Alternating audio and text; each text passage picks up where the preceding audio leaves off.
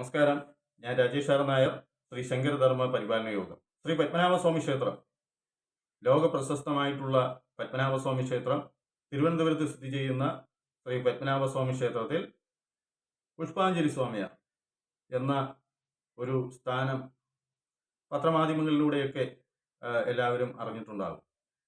എന്താണ് പുഷ്പാഞ്ജലി സ്വാമിയാർ? തൃശൂർ കേന്ദ്രമായി ശ്രീ ശങ്കരാചാര്യ സ്വാമികളുടെ ശിഷ്യർ സ്ഥാപിക്കപ്പെട്ടിട്ടുള്ള നടുവിൽ മഠത്തിൽ നിന്നും, അതുപോലെ പഴയ തിരുവിതാംകൂറിൽ കന്യാകുമാരി ജില്ലയിൽ മുഞ്ചിറ, കളിയിക്കവള പ്രദേശത്തിന് അടുത്താണ് മുഞ്ചിറ എന്ന സ്ഥലം.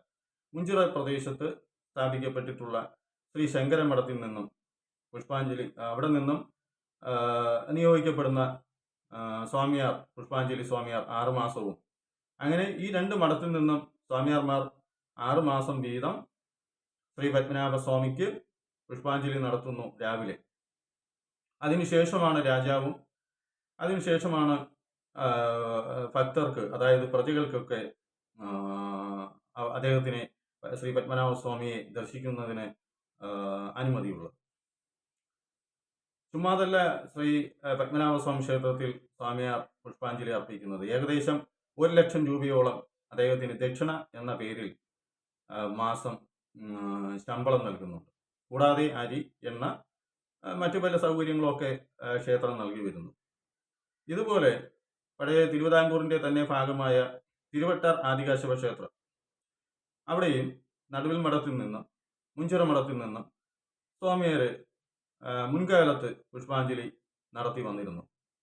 എന്നാൽ കുറെ കാലമായി അവിടെ പുഷ്പാഞ്ജലിക്ക് 2 സ്വാമിയാർമാരും പോകാതെയായി. കാരണം അവിടെ നിന്നും ദക്ഷിണയോ ശമ്പളമോ ഒന്നും കിട്ടാനില്ല. അവിടെ ദേവസ്വം ബോർഡിന്റെ, അവിടുത്തെ ദേവസ്വം വകുപ്പിന്റെ കീഴിലാണ് ക്ഷേത്രം. ആ ക്ഷേത്രം സംരക്ഷിക്കുക എന്നുള്ളതാണ് അവരുടെ ദൗത്യം. അതിനേക്കാൾ ഉപരി പുഷ്പാഞ്ജലി സ്വാമിക്കൊന്നും ഇത്രയും കാശ് കൊടുക്കാനുള്ള സാഹചര്യമൊന്നും അവിടുത്തെ വകുപ്പിനില്ല. അതുകൊണ്ട് തന്നെ അവർ പോകാറില്ല. അവിടുത്തെ ഭക്ത കൂട്ടായ്മയുടെ ഒരു നേതാവ് അടുത്ത കാലത്തായി തമിഴ്നാട് ഹൈക്കോടതിയുടെ മധുര ബെഞ്ചിൽ ഒരു പരാതി കൊടുത്തു.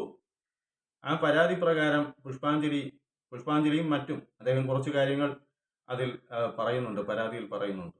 അത് അവിടെ നടത്തണം എന്നുള്ളതായിരുന്നു.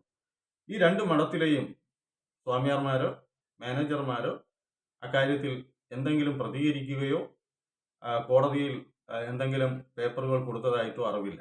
അവഗണിക്കുകയാണ് ഉണ്ടായത്. തിരുവനന്തപുരം ശ്രീ പത്മനാഭസ്വാമി ക്ഷേത്രത്തിൽ പുഷ്പാഞ്ജലി സ്വാമികൾക്ക് തിരുവിതാംകൂറിൽ മേലധ്യക്ഷന്റെ പദവിയായിരുന്നു. ഹിന്ദുമത മേലധ്യക്ഷന്റെ പദവി പുഷ്പാഞ്ജലി സ്വാമിക്കുണ്ടായിരുന്നു. ഒരുപക്ഷെ രാജാവിനേക്കാൾ മേളിലുള്ള, അല്ലെങ്കിൽ രാജാവിനേക്കാൾ ഉയർന്ന തലത്തിൽ ആദരിക്കപ്പെടുന്ന സ്ഥാനമുള്ള ആളായിരുന്നു ശ്രീ പത്മനാഭസ്വാമി ക്ഷേത്രത്തിലെ പുഷ്പാഞ്ജലി സ്വാമിയാർ. നന്ദി, നമസ്തേ.